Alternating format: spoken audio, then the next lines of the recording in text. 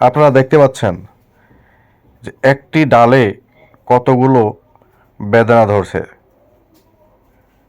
আর এই যে দেখেন পেয়ারাগুলো কাটতেছে, এগুলা সচরাচর আমরাও আমাদের এখানেও কাটা হয়। পেঁপে গ্রিন একবারে,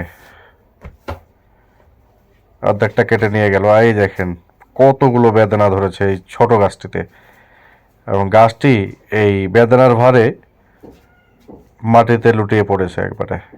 এই আমগুলোকে দেখুন একবার, ও এই যে দেখেন,